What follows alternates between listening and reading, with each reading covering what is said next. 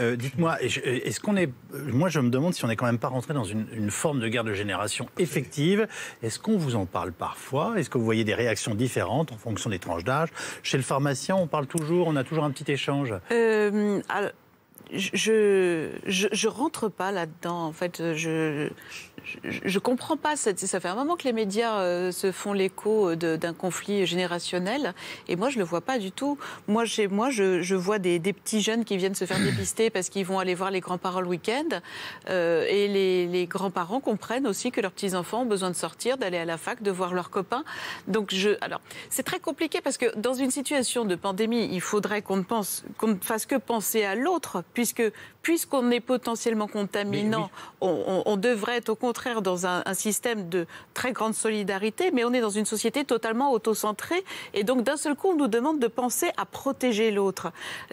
Donc ce genre d'argument avec le conflit intergénérationnel me gêne beaucoup, parce que on est en train de mettre en place quelque chose qui n'existe pas. Aujourd'hui, je pense que les jeunes seraient malheureux de savoir que leurs grands-parents sortent plus de chez eux. Donc encore une fois, on revient toujours à la vaccination. La seule solution, on n'invente pas non plus les témoignages des gens qui nous disent si, il faudrait peut-être confiner les vieux, c'est beaucoup mieux.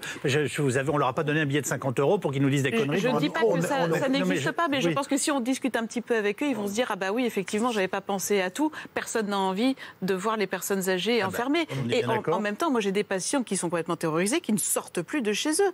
Donc il faut absolument trouver une solution. On a vécu des scènes absolument épouvantables dans nos EHPAD, tout simplement parce que la solitude et l'isolement de ces personnes âgées était aussi quelque chose de terrible, même si on pouvait en comprendre les tenants et les aboutissants initialement. Moi, je pense qu'on est en plein dedans de conflits de génération, et que c'est bien la raison pour laquelle on ne peut plus confiner. Je pense qu'on a passé le seuil de non-retour. Il y a une chose qui me choque beaucoup dans le reportage, c'est cette personne âgée qui dit on est puni.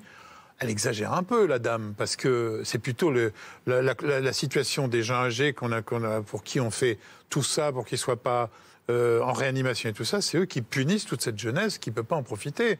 Donc il y a un moment, cette punition, il faut qu'elle s'arrête. Et ce n'est pas les vieux qui sont punis, c'est les jeunes qui sont punis.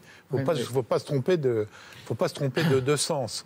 Et c'est vrai que, je vous dis, la vaccination... Je vous promets que j'ai beaucoup circulé en vélo dans Paris ce week-end, je n'ai pas senti la jeunesse très punie, voyez-vous. Non, mais elle n'était pas punie ce week-end parce qu'il faisait beau, mais ça dans fait... les Hauts-de-Seine.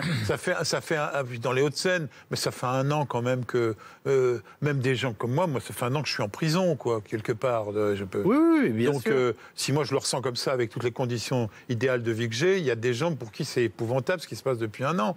Il ne faut pas que ça continue, surtout qu'on voit les autres pays déconfinés. Quand on entend Christian Bréchot nous raconter la Floride, je veux dire, il y a quelques personnes qui vont dire, et nous, qu'est-ce qu'on fait? Donc je pense que la stratégie, elle est assez claire chez le président, et qu'on va se battre pour qu'il y ait des vaccinations, et qu'après, on espère pouvoir ouvrir, sinon ça va péter quelque part. Christian Bréchot. D'abord, moi je trouve autant, comme on l'a dit, on peut être critique sur beaucoup de choses qui se sont passées.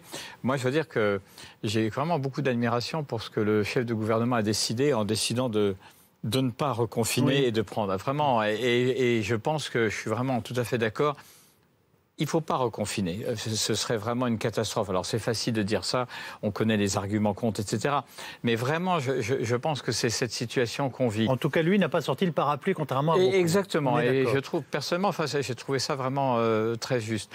Quand on parle des jeunes et des personnes âgées, je trouve qu'on oublie une tranche qui, moi, me frappe beaucoup, qui sont les gens qui ont autour, disons, de 40-50, et dans lesquels on trouve tellement de gens qui ne vont pas aller en réa, qui ne vont pas mourir, qui ne vont pas être dans les statistiques, mais qui passent des semaines, mais atroces, et qui d'ailleurs, avec un retentissement sur la vie sociale, économique, etc.